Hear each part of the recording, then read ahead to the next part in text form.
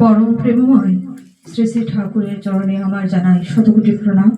পরমারাধ্যা জগৎজননী শ্রী শ্রী বড়মার চরণে জানাই আমার শতকোটি প্রণাম। পরম পূজ্যপাদ ও শ্রী শ্রী বরদার চরণে জানাই আমার শতকোটি প্রণাম। পরম পূজ্যপাদ ও শ্রী শ্রী আচার্যদেবের চরণে জানাই আমার শতকোটি প্রণাম। এখানে উপস্থিত প্রত্যেক মায়েদের রইল আমার আনন্দিত জয়গুরু।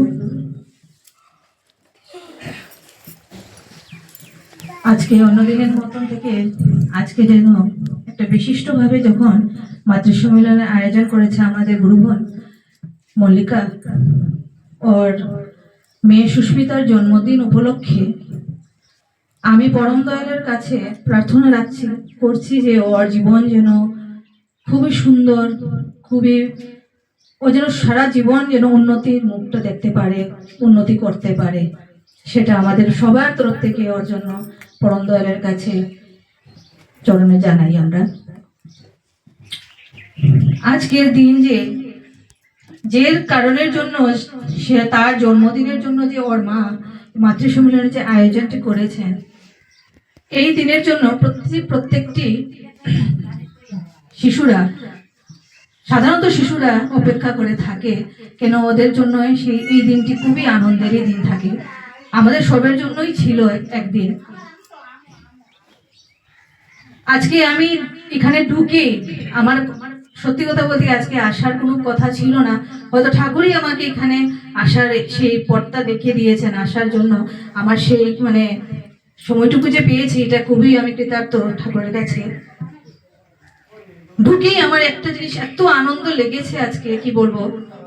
যখন আমি মল্লিকার ঠাকুর ঘরটা দেখেছি, আমার সত্যি এত আনন্দ হয়েছে। আমি প্রণাম করার সঙ্গে সঙ্গে বলছি, বাহ, খুব ভালো, খুব সুন্দর।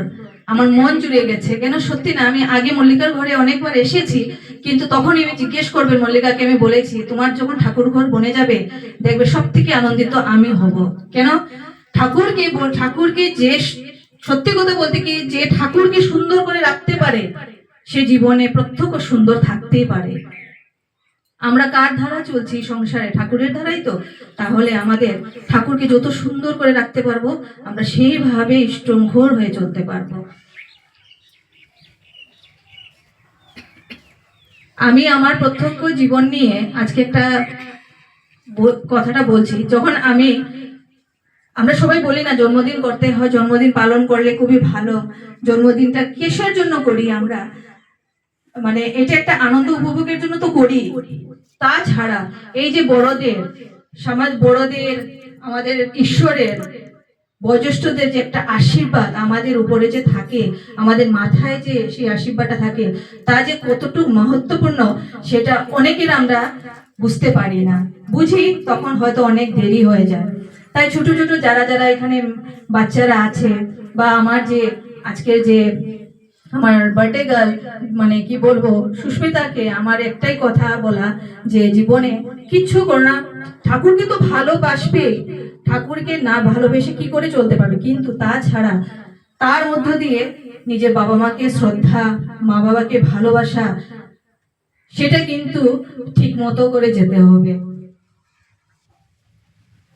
মা বাবার দ্বারাই তো তুমি সেই সংসারে আসা, এই সংসারে তুমি চলা ফিরা বলা সবকিছু কিন্তু এই মা বাবার দ্বারাই কিন্তু আমরা শিখে যাই। যখন একটি সন্তান সংসারে জন্মগ্রহণ করে, প্রত্যেকটা মা বাবারই একটা কল্পনা থাকে, আমার শিশু, আমার সন্তান খুব ভালো হবে, খুব যারা ঠাকুরমুখী দেখেন, ঠাকুর আমরা নিয়ে চলি, তাদের সবেরই কিন্তু একটাই কথা, আমার সন্তান যেন ঠাকুরমুখী হয়, ইষ্টপ্রাণী হয়, ইষ্টকে নিয়ে চলতে পারে। সেটাই কিন্তু আমাদের কিন্তু পাওয়া। একবার দেওঘরে একটি গল্প, কি বলবো, প্রত্যক্ষ এটা আমরা এটা গল্প বলতে পারি না, যেটা আমাদের প্র্যাকটিক্যাল হয়ে থাকে সেটাই আমরা জানি, আমরা সেটাই বুঝি।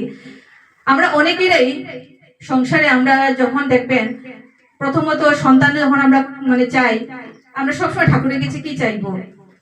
সন্তান চাই। কিন্তু যখন চাই, প্রত্যক্ষ কি আমরা ঠিক মতে করে যেতে পারি? চাই না বলেই সেটা আমাদের পরিপূর্ণ হয় না, আধা হয়, আধা হয় না। একবার দেওঘরে এক দাম্পত্য স্বামী স্ত্রী, ওনারা গেলেন। অনেক বছর ধরে ওদের কোনো সন্তানাদি হয় না। অনেক ডাক্তার দেখালেন, অনেক চিকিৎসা করালেন, কোনো মানে ডাক্তারি মানে কোনো ধরনের কোনো রিজনেবল কোনো ইয়েই দিতে পারছে না, কি করে কি করা হয়। তো সেই মাটি, ওর আবার খুব ইষ্টপ্রাণতা ছিল মাটির। তখন সে মনে মনে খুব মানে ঠাকুরের কাছে বসে কাঁদতো, বলতো যে আমি এত ঠাকুর ডাকি, আমি ঠাকুরকে এত ভালোবাসি, আমি ঠাকুরকে এত ডাকি, কেন ঠাকুর আমার এই দুঃখটা নিবারণ কেন করেন না, আমি একটুকের জন্য কেন আটকে রয়েছি।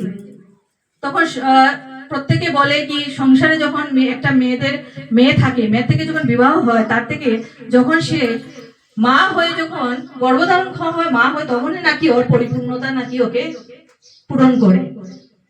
তো তাই ও কি করলো, ওরা যখন গিয়ে তখন নিবেদন করার পর আচার্যদেবকে, বর্তমান আচার্যদেব শ্রী আচার্যদেবকে নিবেদন করার পরে উনি বললেন, ওনাকে যখন নিবেদন করা হলো, তখন ওরা নিবেদন কি করলেন যে আমার কোনো সন্তানাদি নেই, আমার জন্য একটা সন্তান হয় সেটি আপনি আশীর্বাদ করুন। দেখেন, ওরা সবসময় পজিটিভই বলবেন, কোনোদিন নেগেটিভ কোনো কথা বলেন না, ছোটখাটোর মধ্যে একটা পজিটিভ কথাটাই বুঝিয়ে দেবেন। তখন উনি বললেন বেশ, খুব ভালো। আমরা স্বার্থ হয়ে কথা বলি, স্বার্থ যখনই আমাদের মধ্যে স্বার্থতা আসবে, সেই স্বার্থটাই আমাদের মধ্যেই থেকে যায়। কিন্তু আমাদের ফ্রি হয়ে কথা যখন আমরা ঠাকুরের কাছে দিয়ে দেবো, ছেড়ে দেবো, তখন সেইভাবেই কিন্তু আমাদের পাওনা। সেটা আমি বুঝি, আমি এটাকে উপলব্ধি করতে পারি। যাই হোক, বছর যাওয়ার পর ঠিক ওদের কুলে একটি সন্তান আসলো। আসার পর আচার্যদেব কিন্তু আমি বলে দিয়েছিলেন, তোর যখন কোনো সন্তানাদি হবে তখন কিন্তু তুই এসে কিন্তু আমার সঙ্গে কিন্তু আবার দেখা করবি। তো ঠিক প্রায় ওরা 1 বছর পর যখন সন্তান হলো, ছেলেটি যখন একটু 8 মাস পর ওরা নিয়ে গেলেন আচার্যদেবের কাছে, যাওয়ার পর ওরা ওকে দেখিয়ে আনলেন। তো ঠিকভাবে উনি বললেন, বছর বছর কিন্তু তোরা আসবি আর ওকে কিন্তু আমাকে দেখা করে দিয়ে যাবি, ওকে দেখাবে এসে। বছর যায়, মানে অনেকটাই, মানে সাধারণত কি চেঞ্জ, সাধারণত বাচ্চারা শিশুরা তো চেঞ্জ হতেই থাকে। তো যখনই সময় যাচ্ছে, ওই সন্তানটা কি হয়, কথা শুনে না, অনেক চঞ্চল, মানে মনোবৃত্তিটাই ওর চঞ্চল হাজির হয়ে গেছে, ও কথা শুনতে চায় না, পড়াশোনা করতে চায় না। তখন মানে অনেক বিরক্তি ভাব, তখন মা বাবা দুজনের খুব বিরক্তি ভাব হয় যে কেন এই সন্তানটাকে এত কষ্ট করে পেলাম, ঠাকুরকে নিবেদন করে পেলাম, এটা এত চঞ্চল হবেই বা কেন। তখন আবার যখন ওনারা গেলেন, মানে এটা একটা কৌতূহল নিয়ে ওরা যান, তখন আচার্যদেব খুব হেসে খুব সুন্দর একটা কথা বলেছিলেন, এটা আমি নিজে শুনেছি। শুনে তারপর আমি, আমার মধ্যে যে একটা কথা ছিল আমার ছেলেকে নিয়ে, যখন সেই কথাটা শুনেছি না, আমার মধ্যে একটা গিল্টি ফিল হয়েছে, আমি সেটাকে কেটে দিয়েছি জীবন থেকে। তখন বললেন, যখন সন্তান চেয়েছিলি তখন কি বলেছিলে আমার সন্তান যেন শান্তশিষ্ট হয়, একদম একদম নম্র হয়, শান্তশিষ্ট হয়, সেটা কি বলেছিলি?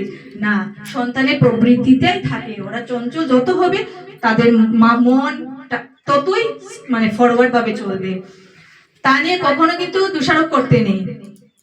তো এরকম করতে করতে ওইখানেই মানে প্রস্তুত থাকতে থাকতে আমি 2টা ঘটনা দেখলাম আমার জীবনে।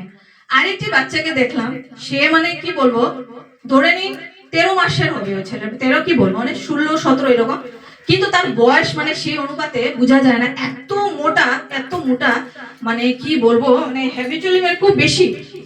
তো তখন শ্রী শ্রী দাদার স্ত্রীর কাছে আমি গিয়েছিলাম নিবেদনের জন্য। তখন ওই সন্তানটিকেও ওই মা নিয়ে, মাও সেইভাবে মোটা, সন্তানও সেইভাবে। তো হাসি পালো কেন আমার, ওকে দেখে আমি চিন্তা করছি, কথাটা ভাবছি আমি। তো শ্রী শ্রী দাদার স্ত্রীকে বলছেন যে আমি তো আমার ছেলেকে মানে কোনো রকমই কোলে নিতে পারি না, ও তো এত মোটা হয়ে যাচ্ছে, দিন বা দিন মোটা হয়ে যাচ্ছে, কি করি। তখন হেসে উনি বললেন, তুই মা না, তুই তো মা, তুই বেশ করে খাওয়াবি, বুঝলি, কিছু ত্রুটি করবি না, দেখবি বাচ্চার জন্য ত্রুটি না হয়, বাটার বেশ করে খাওয়াবি। আমরা তো মা, আমরা যখন মনে করি সন্তানকে বেশ বেশ করে খাওয়াতে পারি, তখনই কিন্তু আমরা মা, নালে কিন্তু আমরা মাদের কোনো কর্তব্যই হয় না। সন্তানকে সেই ভেবে খাওয়া দাওয়া পালন পোষণ করবি, যাতে সেইটাকে সে তার চারিত্রিক বা তার শরীরের মধ্যে উপভোগ করতে পারে। তুই তোর মনে ভাত দিয়ে যদি তাকে খাওয়ালি, তাতে কি হলো, বেড়েই উঠলো, তার মন মেজাজটা কিন্তু সেইভাবেই রয়ে গেল।